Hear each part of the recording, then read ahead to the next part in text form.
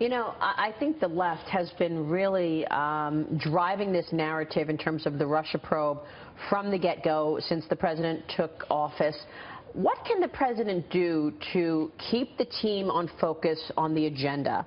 I mean, yesterday, I had on a number of congressmen, and they blame the Senate for part of the obstructionism. I mean, we've got a health care bill sitting in the Senate. A lot of people want to see tax reform this year. The president has been vocal about it. He wants a 15% corporate tax rate. He's talked about his white paper that he's come out with in that regard. But is there anything that the president can do to ensure that they get something done, the Congress passes legislation this year? Because, Kellyanne, the truth is you could take one issue like the travel ban. They're pushing back there. You could take another issue like repealing and replace Obamacare, pushing back there. But the real goal of the left is to take over the House in 2018 and move to impeach President Trump. How does he get ahead of that? Well, first of all, he has asked for their votes. We would still love to have Democratic votes on health care, on tax reform, the way President George W. Bush had 10 or 12 Democratic senators in 2001, Maria, to pass his tax cut. The Senate was controlled by the Democrats when President George W. Bush passed his tax cut. So we would love to have Democratic votes on infrastructure and any number of these measures. It doesn't look like it doesn't look like they're even interested in governing. The Democrats are interested in politics. The president is interested in governing and leading and having impact on people's lives. So we're always open to getting their votes. Where are they? Why don't they come to the table and channel some bipartisanship on measures that affect their constituents as well? Number two, the president is forging ahead. He's in close contact with Leader McConnell on the health care reform. You know, Obamacare has been the law of the land for over 7 years. These sinking battleships turn slowly, and they've got Part 1 through the House. Now the Senate will do its work. Leader McConnell told you that he would like it to be by July 4th. That's around the corner. Right. Tax reform later this year. They're moving towards infrastructure, towards border security, more of that. The military's got new funding. So things are happening, and everywhere I go, that's what people reflect back to me. Tell the president we see what he's doing, to keep doing it, to not give up, to not give in. We're praying for him. We support him. He's making an impact on people's lives.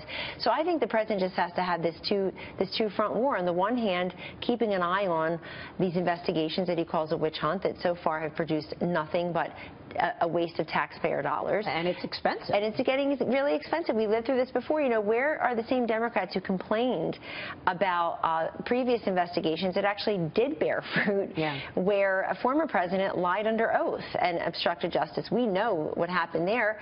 They complained completely about the waste of taxpayer dollars. I would up that ante here. And then, of course, the president's main front is passing all this stuff. I work with him every single day. He and his senior team and his cabinet, his vice president, Maria, are forging ahead to create those jobs, to continue to have confidence in the economy. You see the small business, manufacturing, home builder, consumer confidence numbers. You see the way the market has responded to this man's presidency. He's been there 5 months. Tomorrow is only 5 months. And people feel like things should be going faster and faster because they know that's Donald Trump's pace. But he's up against a Washington that moves much more slowly than he does. But I think the two shall meet. And those two paces and those two ways of doing business will actually continue to produce results for real people. Well, there's no doubt about it. The president has been incredibly successful in terms of rolling back regulations. Whatever he can do in terms of executive orders without the Congress, he's been able to do, and it's been very successful. But he does face this goal on the left of just obstructing. Stop the agenda. Chuck Schumer has been very clear. You're not going to get Democratic support. I mean, do you really think you're going to get Democratic support on tax reform or repeal and replace? No. I feel like the people who watch your show should call their Democratic senators and members of Congress and say, get on with it now. Accept the election results, stop with the resistance, and move on to governing, move on to leading. Because the Democratic Party is in an odd place right now. They have no true leader. They're all arguing. They don't know what their governing philosophy is except to... The message now is what the message was on November 8th, That's right. Maria, which is, you're terrible and I'm not you. That's not a message. That's an insult and innuendo and a screed. But the Democrats are stuck somewhere between not being able to accept the 2016 election results and being completely focused on the 2018 election results. What about 2017? What about governing? What about leading? What about you owe it to your constituents to get things done. Yeah, we'll see if the public responds to the obstructionism come 18. They don't like it. Did you see the approval ratings? Yeah. Chuck Schumer, the Democrats, Pelosi, their approval ratings are all much lower than the president's. Yeah, that's a good point. All right, today you've got a big meeting at the White House with technology CEOs. Very exciting. the IT of government systems is that focus? Is that where the priority is? What's going to go on at this meeting? It is indeed, and President Trump and Jared Kushner, a senior advisor who runs the Office of American Innovation, has been way on top of this issue from day one. What is it? We literally have government agencies and cabinets that can't speak to each other because they have different programs. And look what just happened recently in the last couple of weeks with the Veterans Affairs Administration. You've got the Department of Defense and Veterans Affairs literally weren't talking to each other. So what Jared did is he invited in the five brightest tech people, or 5 tech experts from DOD, 5 from Veterans Affairs, and said, how can we get this together?